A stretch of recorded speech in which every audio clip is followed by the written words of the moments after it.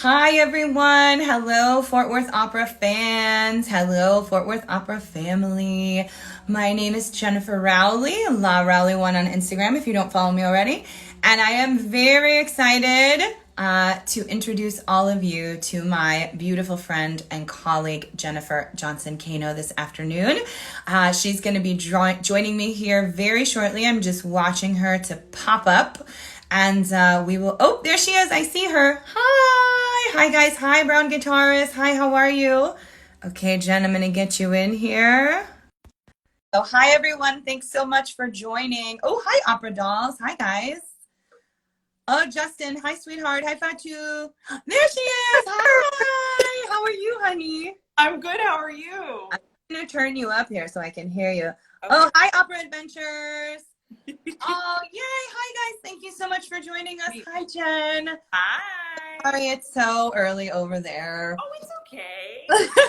Poor I thing. have my little setup and I realize it's too tall. Me too. Guys, Jen is joining us from Arizona. Woo! And I am in Florida, so we really are like across the country like two ships, and I am very sad to be apart from you, but it's so nice to see you and to get to talk to you. Hi, everybody. Thanks so much for joining us. So Jen is an amazing mezzo-soprano, and I wanted to have her as a part of our Fort Worth midweek chats because she has one of the most unique and special careers, I think, of anyone that is singing right now. She gets to do amazing operatic roles like Offred in The Handmaid's Tale. Who wouldn't want to play Offred? Hello? She gets to do roles at the Metropolitan Opera. And if I'm not mistaken, you have done 100 performances at the Met. Is that right? Yeah, a little over now. Amazing. She gets to do orchestral performances with major orchestras around the world. And she programs some of the most wonderful recitals that I have ever experienced. So this career, it is an amazing one. It's so unique, it's so special, and I wanted to have you here today, Jen, because I want to share with our young artist followers Yeah. how they can sort of build their own unique career as you have in all of these different venues and all of these different aspects of our business. And I really felt like you were the best one to talk to. So thank you. Thank you so much for joining us today. Really, we're just so honored to have you. Oh, thank you for inviting me. This is so fun. I'm so happy. And this is your first Instagram Live too, right? It's my first Instagram live like this. Okay. Back in March, Chris, my husband and pianist, and we did do our recital through Instagram. Oh, right. I can't wait to talk about that because you were really like you guys were the first. You were the trendsetters for the living room concert. I don't know, maybe. You were. You were. I mean, and your recital was so beautiful. Is it still on your Facebook page for people to watch? Yeah, it's on Facebook, it's on YouTube. It's a lot of different places that people Guys, it was so beautiful. Please go Jennifer Johnson Cano Mezzo Soprano on Facebook and scroll through until you find it. It was in March, so it'll be back a little bit. Yeah. But really so stunning. And was with her husband, Chris, who is an amazing pianist, who literally one of my most favorite pianists to work with when I lived in the city. And you guys collaborate together all the time on recitals, which I just think is you're so lucky. So amazing. So I talk about this unique career and kind of how you got it started and how you broke into taking yourself out from the opera world and being able to sort of transition into concert work and recital work, and sort of how that started, how that began for you. Yeah, well, I mean, in all reality, it was always super present, even in my education. You know, when I started my bachelor's degree in St. Louis, my teacher loved song repertoire. Amazing. And I was never given vocal exercises. I was given hand-picked songs that were meant to teach me aspects of vocal technique. Oh, wow. That's so cool. I love that. You know, and at the time I didn't know anything. I didn't know what I should be doing. All I knew was I trusted this woman, and she was giving me all of this repertoire, and I was learning between 2 and 3 songs a week. Amazing. And looking back on it, she had this very distinct plan. So it was always a huge part of my education, and it was a huge part of what inspired me.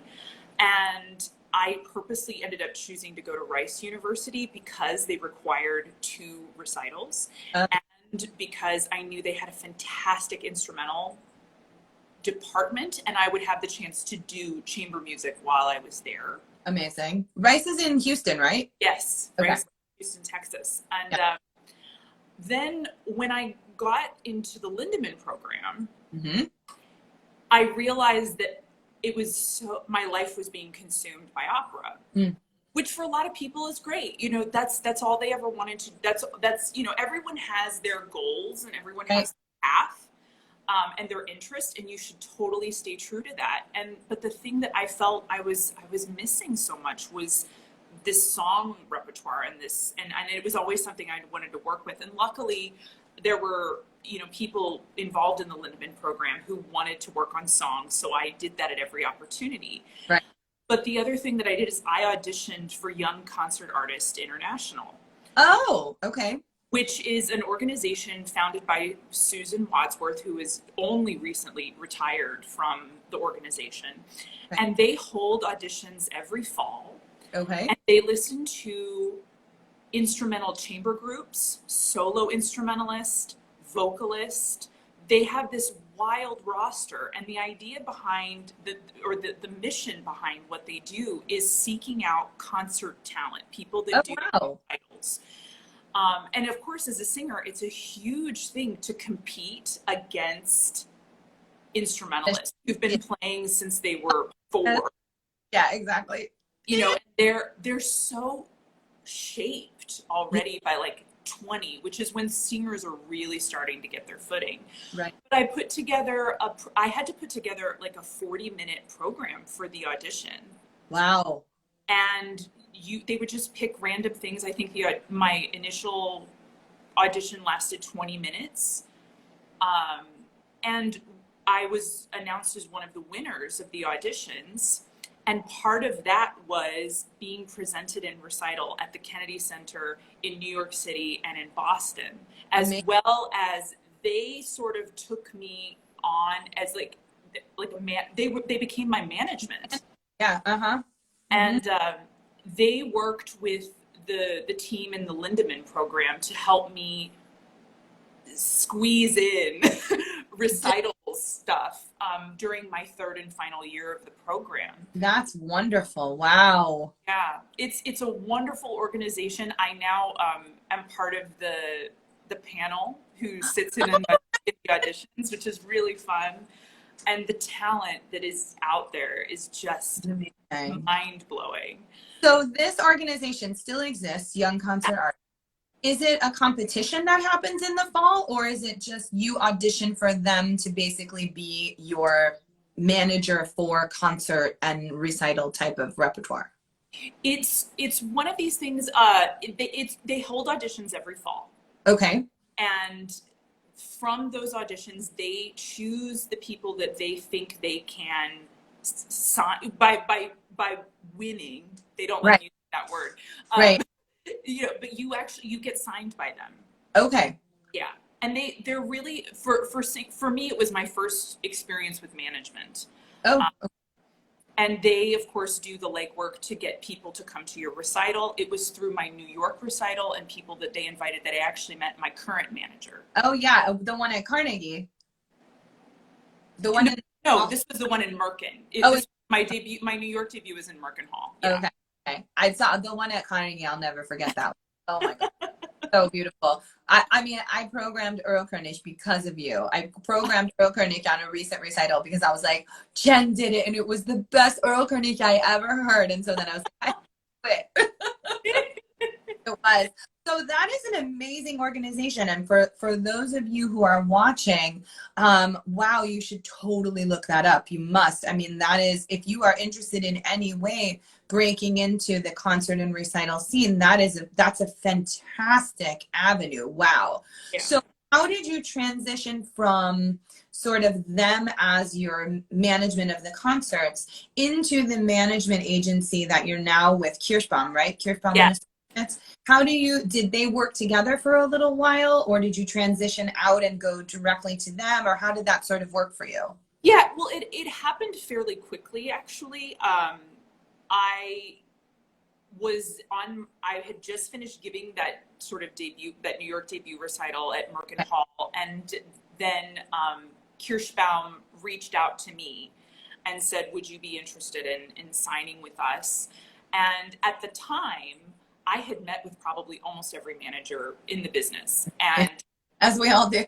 and it felt like a series of bad dates, honestly. And I actually said yesterday in a class I was teaching, the reason it felt like a series of bad dates was that I felt like the relationship was sort of grounded on the idea that I had to give up some of my autonomy. And it was just not something that I was willing to do. I wasn't going to become a package. So when I met the team at Kirschbaum, first of all, I was dealing with two women, which I loved. Amazing. Yes, we love women in the arts. And their specialty, their roster is varied. They have pianist Andras Schiff, violinist Pinka Zuckerman. They have, it's sort of, I guess, what everyone calls now a boutique sort of agency, but they have musicians and not just singers and conductors. They have concert musicians, which is yeah. And given that was something very much that I was wanting to do, the fit sort of just made sense. So I signed with them, and then there was a little bit of overlap, of course, where young concert artists had booked some things and they worked together for a short period of time, and then it was a full sort of leaning into being with Kirschbaum full time. Okay. So but they were totally cool with you sort of transitioning out and going on into your new management agency, and everything just sort of flowed out and into the next. Well, I mean, it wasn't without a little bit of, we think we can do more for you. Okay. But, okay. but ultimately all of us, I mean, this is the thing about the business, right? We have to make decisions. Yes. We don't always know what's going to be the right one, but you have to follow your gut and say, this is the thing that I need to do. And that was how it was for me at the time. It was just, it was the decision that I had to make, and I made it. We all have to be the CEO of our own brand and corporation. And sometimes you do have to make those hard decisions where you have to decide, okay, I'm finished with this. I have to move on, to the next phase. So when you started sort of putting all of these things together, right? You had the opera world, you were in the Lindemann program, you won the Met competition, you had the concert world that you got in through the Young Concert Artists and the recitals and things like that. How were you able, when you started sort of getting all of this together, how were you able to organize everything so that when you had this going on at the Met, this going on at Carnegie Hall, this going on here, this going on here, how did you balance and organize all of that music and all of that sort of learning process in your head? How did you sort of learn for yourself your best process of figuring all of this out and balancing all of this different repertoire? Yeah, I guess the biggest thing, and the thing that I share with young artists all the time, is you can't be afraid to say no to something so that you don't overload your plate, and therefore the quality of your work therefore falls. So I'm sure you've talked about this with your young artists, but of course, your calendar, you sort of get these big things that get on the calendar sort of early-ish, and then it becomes sort of this game of filling in the blank. Yeah. And my way of balancing it is looking at what I have, what I've already committed to, and deciding as other things flow in, can I take these things and feel like I can do everything at 100%? Uh-huh. Do I feel like I'm going to, if I have two crazy modern pieces back to back, is that really the wisest thing for my brain? And am I really going to be able to make those choices? Again, this thing of coming down to really making choices and sticking to this idea that the quality of the work is sometimes more important than the quantity of the work. Yes. One of the best lessons I got in the Lindemann program was when someone said, not every opportunity is a good opportunity. Amazing. And that you have to weigh, what's it going to mean for me? Some opportunities don't really fit us like a glove. Absolutely. They might be a struggle from beginning to end. It's about taking metered risks. It's good to stretch, but you can't stretch from 0 to 60. Sure. Yeah. So how do you organize it in your head where you have the big gigs and then you're fitting in an orchestral thing here and this here and this here. How do you organize the process of learning all of those things? Because, we all know when for example, when I'm singing Tosca, if I tried to learn, I don't know, Norma at the same time, I would have a problem, right? Vocally, the throat would be like, what is happening? Yeah. So how do you organize that whole process of learning while having other things going on? Because something's coming up and you have to learn new music. Yeah. Well, I discovered, as I'm sure you have, you can do so much brain work that doesn't involve this. Absolutely. And I learned so much more music away from the piano and away from bringing my chords together than I used to, out of sheer necessity, so that I developed a system of what I would say is working more efficiently instead of working more. Yeah. And I would think, there would be some times where if I was working on a particular section, I could take it into my dressing room prior to a concert that I was giving. And, the great thing about concert work is sometimes, you're only on stage for 20 minutes. And I can stay after and drill something because I'm warm.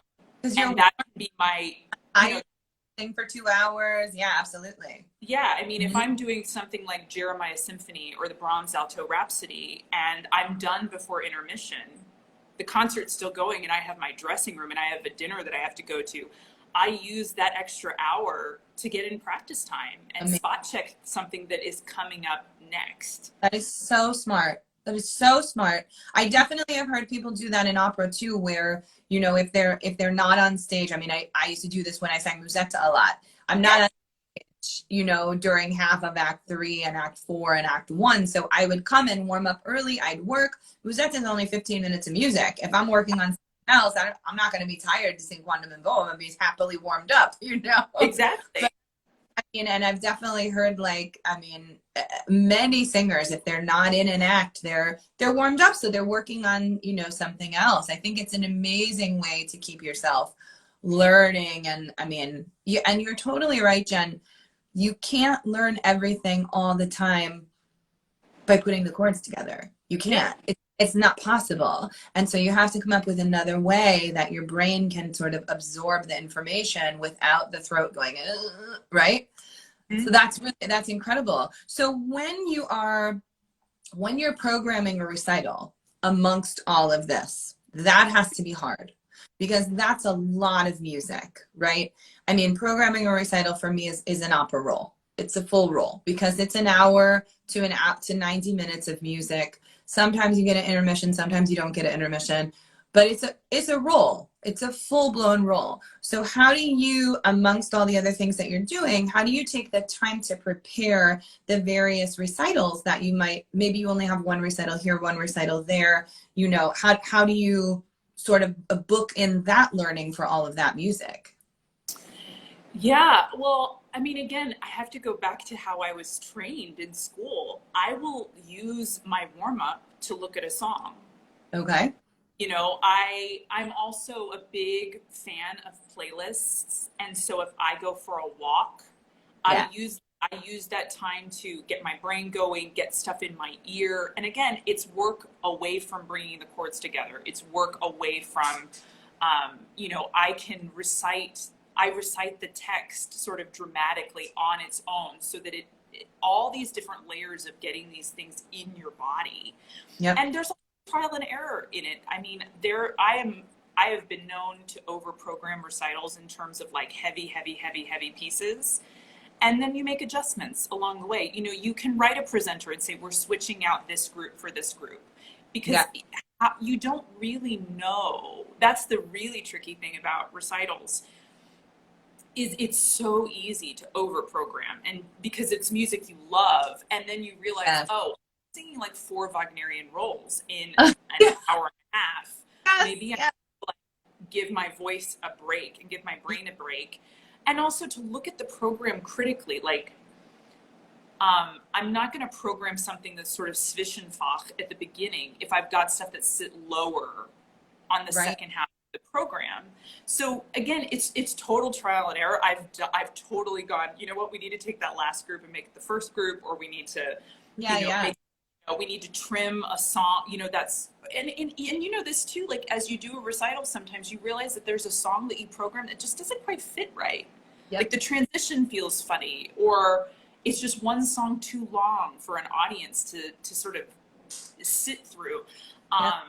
So for me, it's about finding the balance.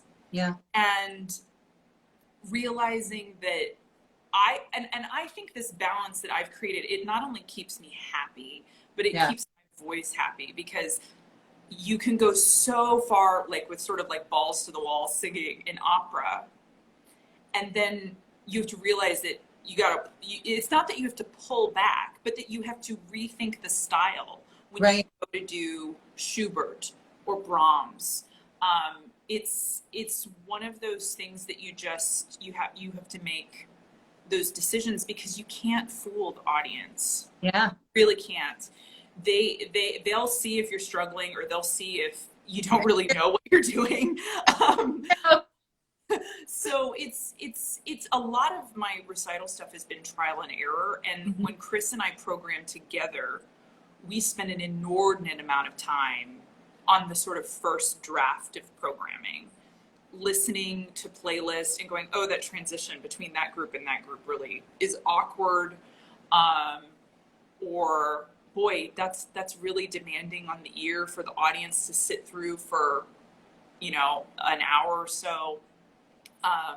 So it's about flexibility and finding the balance that keeps your voice and your brain happy, and that the audience, A, won't feel like they're at a lecture, right? But B, they also have a real sense of being, gosh, this is going to sound so strange. You know, I go to classical art forms to be edified in some way. And there's a difference, I think, between being edified and entertainment. Yeah. So for me, it's finding that thing where we don't feel like we're at a lecture, but also feel like we actually we received like nutrition for our hearts and our minds. Yes, I love that. Jen, I love that idea of building a playlist and actually listening through it first before you program it, to say, oh, you know what, that doesn't actually sound good going into there. And that's a fact. I've actually never done that, and now I'm going to. That's fabulous. Thank you. There's a here actually from Opera Adventures, which I like, and I'd love to ask, once you have worked up a recital program, how much mileage do you get out of it? How many times can you perform it before you start a new program? I think that's a great question. That is a great question. And I think it's personal. I think it's an extremely personal decision. Some people will use a program for 3 years. Mm-hmm. That's fantastic. I think it also has to do with how many times you get to do it. And are you a person who can continue to find newness in it and freshness in it? Or is it starting to get sort of stale, where you might be falling into some bad habits, or you might not be fully engaged? Yeah. Chris and I tend I really have done like an opera role, I think you can reuse and recycle, you know, things that you've already learned, and you know, you can even reprogram them with new things. I've definitely done that before. And even, you know, my husband and I, Ray and I, did some concerts together this fall. And what was really great was we could just do the same recital at a bunch of different places, a bunch of different venues, and it then became like an opera roll and worked itself into my throat the same way that a roll does. But yeah, if you're doing, you know, let's say you sing at Merkin Hall 3 times, you know, 3 years, you obviously can't program the same program. Change. But I do think it's, yeah, I agree with you. It's really on your taste and how you feel about the program. If you know, if you sing it through once and you're like, oh, that didn't go well, I got to reprogram that, you know, then you have freedom to well, do. And like, that's sorry, I didn't mean to interrupt. No, you're fine. Go right ahead. We have sort of a rule that we don't try to repeat anything in the same city. Okay, that's so, a great. We have sort of a, you know, a running file of where we've done things, because again, we make adjustments to our programs hugely based on who we know our audience might be. Right. Doing a program to help raise money versus doing a program to, you know, for maybe a really high-powered presenter where the sophistication level of the program is typically high versus something that's more of like an audience pleaser, make everybody feel good kind of thing. But both of these things are marvelous, but taking the mood into consideration is really it's really important. Programming for a New York audience to me is completely different than programming for an audience, say, in my hometown of St. Louis, Missouri. Yeah, I agree with that. Yeah, totally. There's another question here. Do you look at your text first or your music first? Good one. No, it's a great question. I look at both of them separately, but at the same time. Yeah. I will read through my text, translate whatever I need to translate, and I will typically just start singing through the music on nonsense syllables just to get it in the voice, so my brain is not overloaded by doing 6 things at once. Let's put it all together. Yeah, exactly. That's the thing about the brain, right? Like, we really, you know, because we use like our full brains to do what we do, breaking it down so that one thing's not inhibiting the other, especially when you're first starting out, is so helpful. So I look at the music, but I don't really focus on the text. And then I study the text separately without the music. So I do both, but at the same time, sort of like in parallel, and then they merge. Exactly the same thing. The music's kind of on one track, the text is on one track, they're running together, and then at a certain point we come together, and the brain has sort of dealt with both things at separate times, which I and of course, as you know, it's different the more comfortable you are with a language. Like with picking up English, I don't really think about it so much. I just sort of go. Or with German, I don't really think about it so much. I just go. Right. But when I'm working, you know, especially because I've now started working in languages that are not standard. Right. I really have to spend more time like on the separate tracks. Like they merge from farther away. It's so hard when it's like Czech or Russian or something like that, and you just your brain is like, what is happening? And you have to sort of, like Simon says, like move this at the same time as this and that. Really, it's so difficult. So one more thing on the recitals, and I because you and Chris do so much together, what is the collaboration between the two of you of Chris saying, I want you to sing this and I want to do this, and you saying, no, I want to do this, and at a certain point, who gets to veto who? And how does that how do you put the program together when you both, I mean, Chris has so many wonderful ideas about programming and music and just the musicality of everything, and he thinks so deeply about that. And you have so many amazing ideas about the same, but you're also adding this the vocalism, but also the characterization. And how you can go into it from, you know, the standpoint of character and text and mood and all of that. So how do you guys kind of put all of that together so we're not like, no, I veto you? Well, we actually have total veto power. Oh, yeah? Yeah. If someone says no, like Chris does not like Charles Ives. Okay. So Chris and I will never perform Charles Ives together. Okay. Because I mean, this is an important part of the relationship that I don't think is talked about in schools at all. Programming a recital has to be a pair.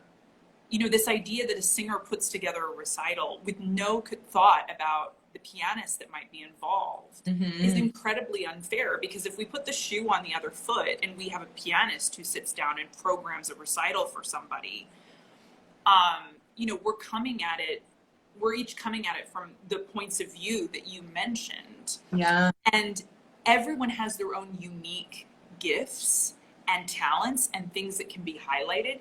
And, you know, if I'm working with a pianist who tends to be, let's just say, for example, they're a very profound sort of deep thinker, maybe programming highly extroverted kind of comedic things isn't going to suit them. So any pianist that I work with, we discuss the program at length together, and each one of us has sort of veto power, and the other person's not really allowed to get upset, because when you get up there to present the program, you both have to feel confident about it. You both have to feel as though you are, it's like horses on a carriage. You know, you're right next to each other. There's no one leading the way. No. Singers couldn't do recitals without pianists. Absolutely. Pianists couldn't do song recitals without singers. Absolutely. So that relationship has to really be loving, if that makes sense. And over the past couple of years, you know, I've worked with more pianists for different projects than I previously had. And there is nothing worse than a pianist playing for singers who feels like, you know, that they're just there plunking notes so that you can be the star of the show. Yeah, sure. For sure. You know, and I've been to those recitals where I'm like, gosh, that pianist just played boom chuck all night because the singer chose music that shows off their voice, but they didn't give their pianist anything interesting to play. Right.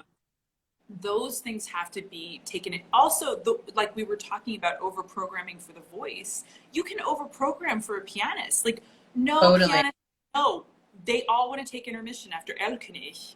Yeah. And who can blame them? Right. You've been sitting there playing repeated notes, which for a pianist is one of the trickiest things to consistently do healthily. Right. You know, so, I mean, this is the other thing. I tell singers, you know, we get so tunnel vision about singing and blah, blah, blah, blah.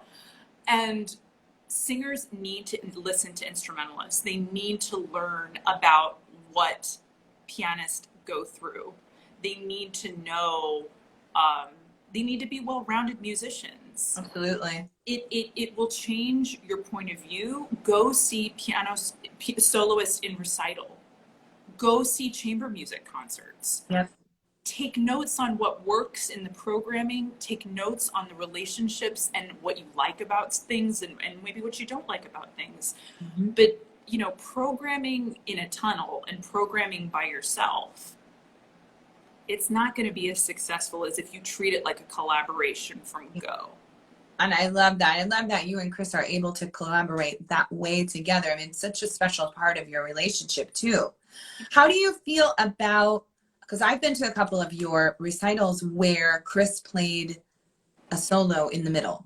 Yeah. How do you feel about that? I really loved it. And also I have to imagine as the singer, it gave you a nice kind of break to sort of calm the folds and get some water and recollect your thoughts for the next thing. But how does that feel to you when you put something like that in the middle of a program? Well, I think you're talking specifically about our Carnegie concert where Chris played. Yeah. Chris, and that actually was born out of what we felt was a programming necessity. Okay. We were listening to our playlist. We were trying to figure out, I'm trying to remember now what came before it. But the last group on our program was a set of Russian songs. Mm-hmm. And we felt like the transition between our second to last set and the beginning of our final set was a little rough. We thought it was maybe a little bit too hard of a turn. Okay. And we were just sitting there and Chris goes, what if I played this piece called The Lark and and we put it in the playlist and we listened to it. And I was like, oh my gosh, it's perfect. It's perfect. Yeah. Thing to sort of, so I think it should be something that should be done if it works programmatically. You can't just arbitrarily like stick a, we shouldn't arbitrarily stick anything into the program. Did you like so much though that you would put it in, like you would be like, let's figure out something that goes in here so that we can actually, first of all, I want to listen to you play, but also it gives me a break before this difficult piece that's coming at the end, or this difficult set that's coming at the end? Would that be something you would consider? Yeah, of course. Yeah. I mean, we've given a lot of concerts where we've put something in there like that. First of all, again, it gives the pianists a chance to be the star that they are, and unfortunately are not recognized as being when you have these ensembles sometimes. And for me, it was just a chance to have a musical transition, which actually gave me a little more time and space between two sets of songs. Absolutely. Because that can be hard. It is hard. It's very, especially if you're going into the end of the program. And I know at the end of the program, I'm putting something really good, right? And really big, so that you go home like really feeling like, right? So I feel like it's an awesome tool that doesn't get used a lot, but also it shows your pianist for the incredible musician that he or she happens to be. I think I've started to do it because I saw you guys do it, and I just think it's amazing. And I think I think for the audience, but also, for me, I want to appreciate what the pianist has done all night as well. And it's, it's just sort of a way to give them the spotlight too for a little bit. I love that. I love that idea. So I want to transition now into your newest adventure. You are doing a blog and a webinar series that I would love to alert people to, because I'm sure that it is going to be insanely informative. You are working with a company called M4 Arts, is that right? Yeah, I am. Tell us the blog and the webinar and how this came to be and what you're going to be talking about and that kind of thing. Yeah, so soprano Tracy Cox. Okay. At Sparkle Jams. Love her. She's the I love her. Yeah, she's the the programming director of M4 Arts. And she reached out to me through a mutual friend's recommendation and said, hey, would you be interested in presenting some sort of a webinar? And I said, sure. I said, can I have some time to think about what I would actually talk about? And of course, there was talk about doing a masterclass or technique talk. And I feel like, so many people are doing that so well right now. I know, you're oversaturated at this point. And it's wonderful.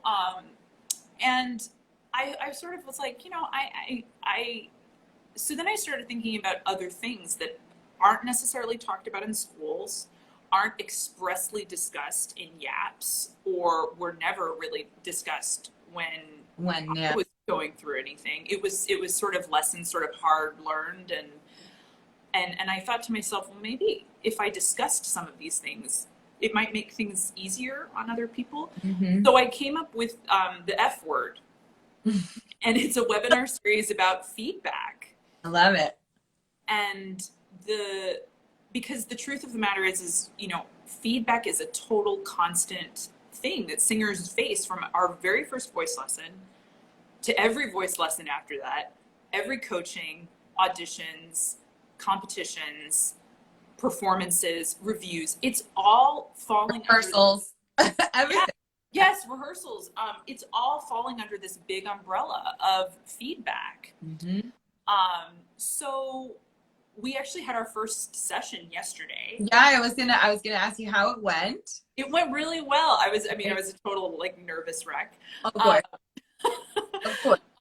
but so we sort of broke it down into three sort of sessions so that we could provide a baseline for accepting feedback. The next session is going to focus on like an actual process, like questions you can ask and things to consider when you're getting feedback and how to weigh that feedback and whether or not, you know, are we going to throw this out? Are we going to tuck it away? How are we going to prioritize these things? Right. And then the final class is, it's going to be a little more free form, but it's going to focus a lot on the things you can other things you can do to make the feedback process more productive and more beneficial. And the blog post that I wrote it's a one-time thing. I am not starting a blog. Summarize the blog post. I hope you can do more. I do. Your writing is so beautiful and so honest. So I really loved reading it.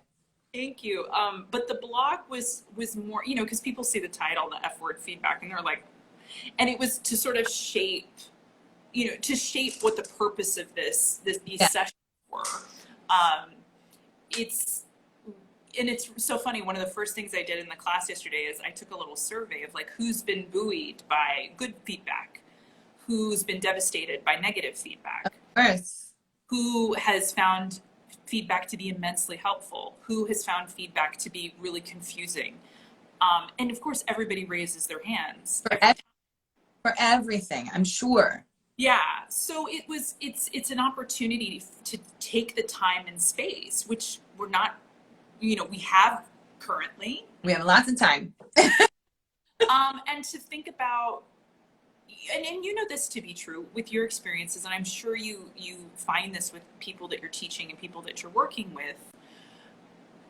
We have to figure out who we are and what we want out of life and how the career fits within that. It's not the other way around. Right. We can't, you know, we set these goals, and a lot of people who don't know who we are give us advice about what we should do with our career, but that may not align with what we ultimately want out of our lives. That's right. You know, I have been told time and time again that I should be singing Rossini if I want to have a bigger career in opera. It's not my temperament. Yeah, you don't. It's just not something, you know, you know this too. When you're learning a score, whatever score it is, it becomes sort of an obsessive relationship. It does. and when you love it, it goes faster. When you hate it, it goes really slow. Yeah, and if you feel like, ultimately, if you feel like you can't bring something sincere and authentic to it, right? You know, and I think Rossini, people who sing it beautifully, there's such a joy in it. And I know that if I'm on stage doing that, that's not going to be what comes through. So, you know, I appreciate that confidence that it's something that I could do and something that I could do well. But when I look at knowing myself and knowing my temperament and knowing how I get about things being correct, right, it's just a shoe that doesn't fit. Right. So, and that's okay. That's the thing. Yes. That's okay. And that's what I love about your series and talking about the F word and talking about feedback. It is something no one is taught in school. You have to parse the information. Everything someone says to you is not the gospel according to the world of opera. It is someone's opinion. And we all know opinions and how many people have them. Everyone, right? So you have to learn to parse the information and take in the good and let go what isn't going to help you, right? And somehow, because we're, you know, when we come out of school, we're so used to being like, I did something wrong. Oh, I'll fix it. Oh, you need me to do that. Oh, I'll fix it. I'll fix it. To go into a rehearsal process at a young artist program or a main stage, you know, and to take every single bit of feedback that people give you is impossible.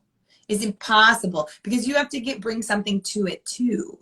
There has to be some of you and some of me in the things that we put on stage.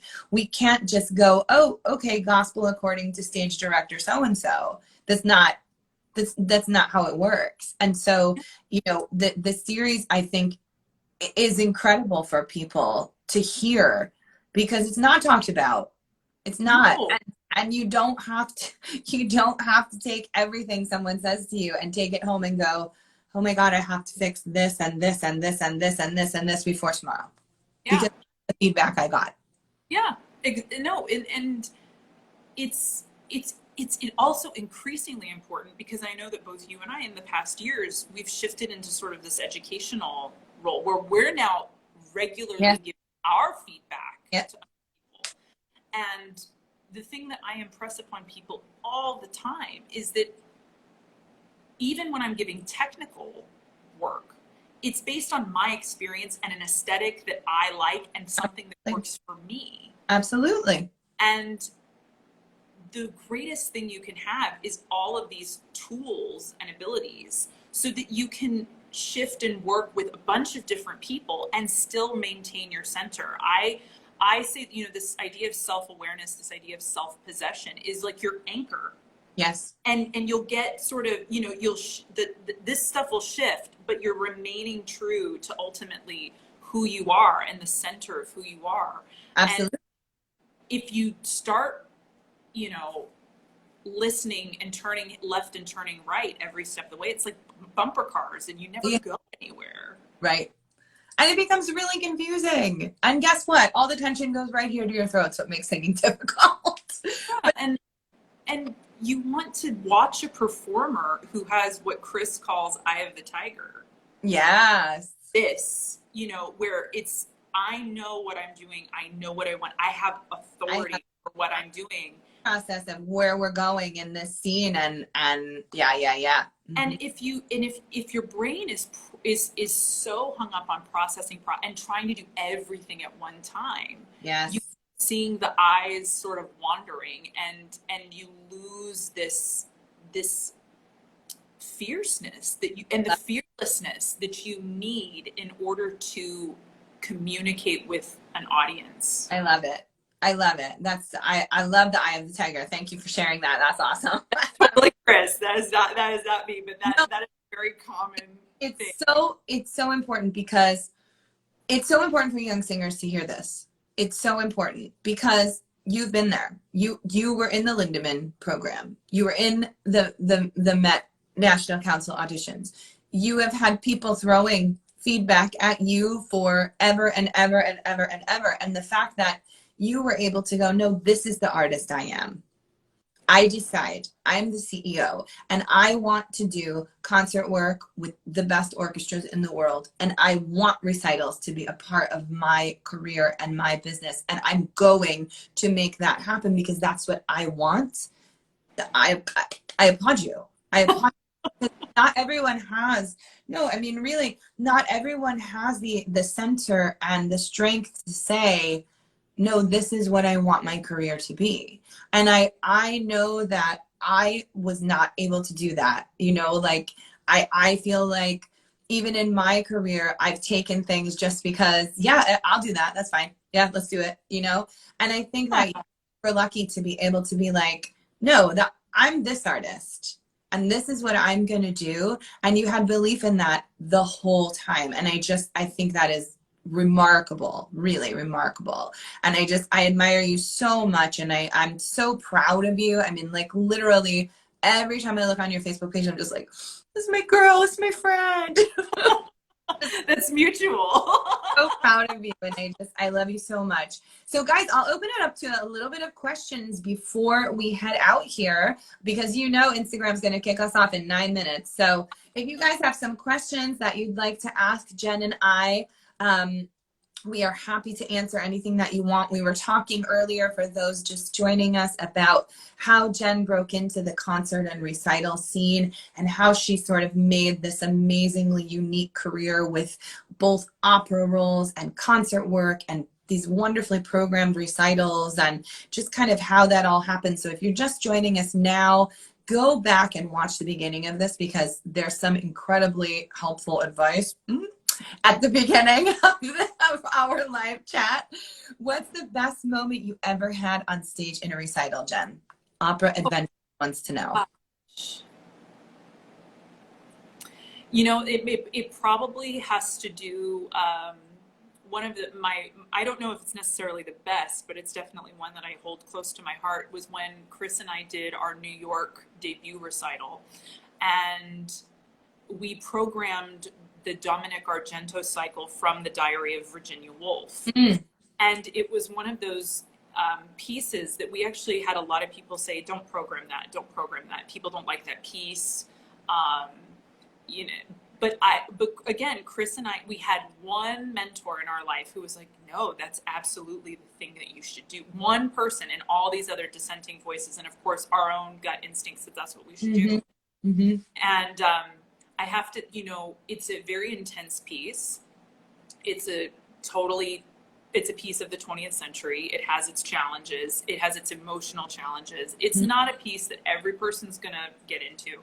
But I have to, you know, one of the most satisfying things was we gave our New York recital after doing the program 13 times in one season. And it was like the last one.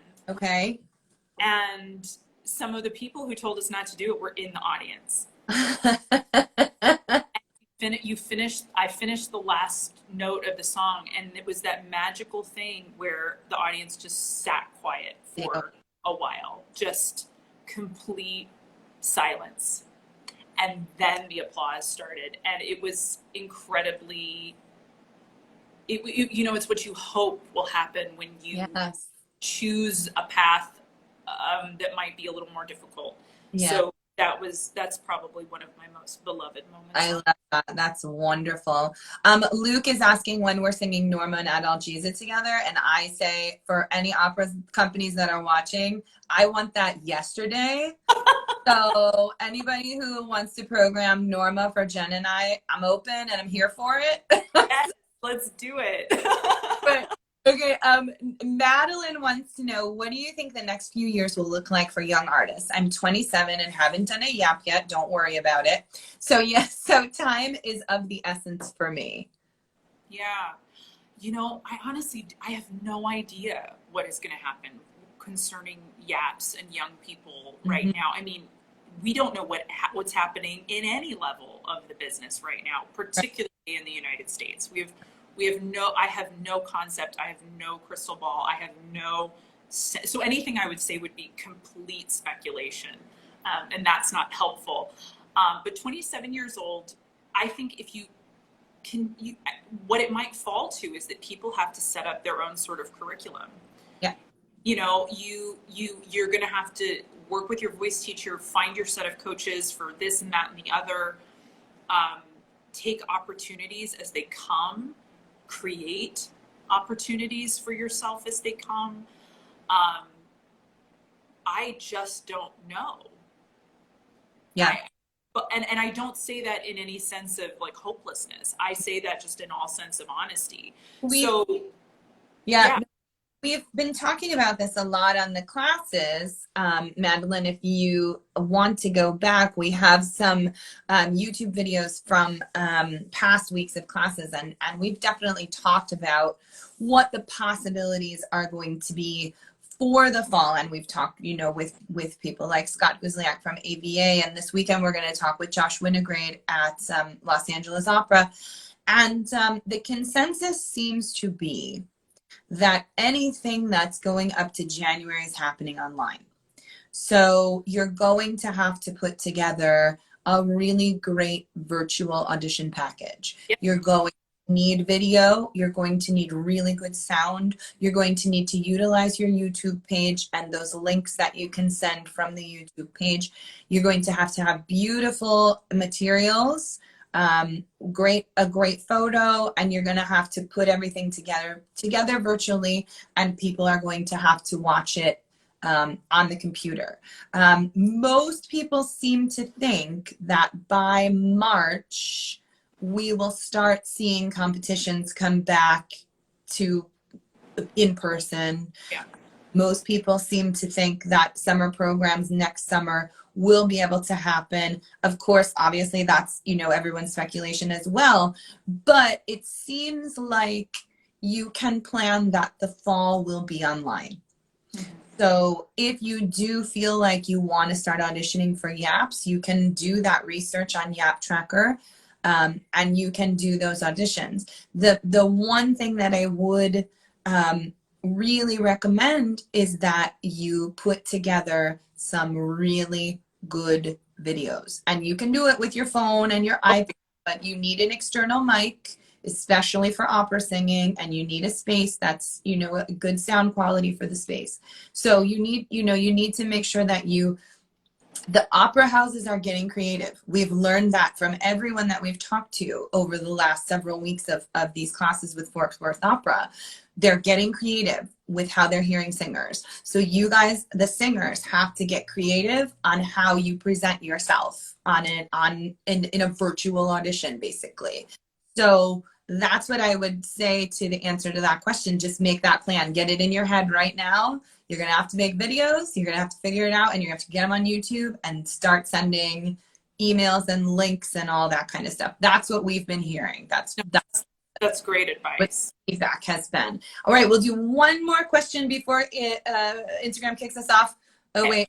Where did it go? It was really good. At what point is it best to start auditioning for agents, and what are some of the characteristics that one should look out for when choosing whom to audition for? Jen, really, I love your story about your agent. So just in general, again, since we have 2 minutes, yeah, what Jen found for her management company, I just love the story. It's really fabulous. I think the best thing you can do is go in there with a plan of what you would like your career to be, and find someone who's on the same page regarding that, who has connections and has relationships to help you achieve the things that you want to do, and that they support your artistic ideas, and that they also respect how you want to do business. Mm-hmm. You know, my manager knows every single offer that comes through, I want to know about it, even if we have to say no because I'm already booked for something. That is one of the things that that ethical approach to me, mm-hmm. is, and then those people, if I had to say no because of a prior engagement, they're at the top of the list to say yes to next. Yeah. Mm-hmm. It's a, you know, because some agents don't work that way. They'll just say no to things and you never know you got the offer. It's very true. So find someone who also, my agent's probably, after my husband and my family, the person I communicate with, and best friends, the person I communicate with most. It's like a marriage. You're inviting this person into a huge part of your life. Yep. So you need to respect them. You need to want to work with them. You need to have a relationship where there's a mutual sense of trust and a mutual sense of you know, that you're on the same track here. Absolutely. 100% agreed. And I think you have to get along too. Make sure totally. Really, you know, you like them. They're, you know, because you're going to have, like Jen said, you're going to have to talk to them a lot. You're going to have conversations with them. Many. So we're going to hit the Instagram end. It's already giving me the, you're going too long. But Jennifer, thank you so much for being with us today. The info that you have given us is spectacular. Like I said, for those of you who just joined towards the end, go back and watch the beginning, because the information is really second to none. And thank you again for agreeing to be on this chat with us. We are so happy to have you. And we'll see everyone this weekend for our class with Josh Winograde from LA Opera. That is going to be exciting. I see one of our singers, Johnny Kaufman. He's going to kill it. Woo! It's going to be great. So, Jennifer, thank you so much again. And Fort Worth Opera, thank you guys so much again. It's such a pleasure to do these midweek chats. And actually, next week, for those of you who are on, next week our chat is on taxes. Sing taxes. So it's going to be a lot of information. So thank you all. Thank you, Jen. Bye. Thank you. Have a great day. You too. Take care. Bye, honey. Bye.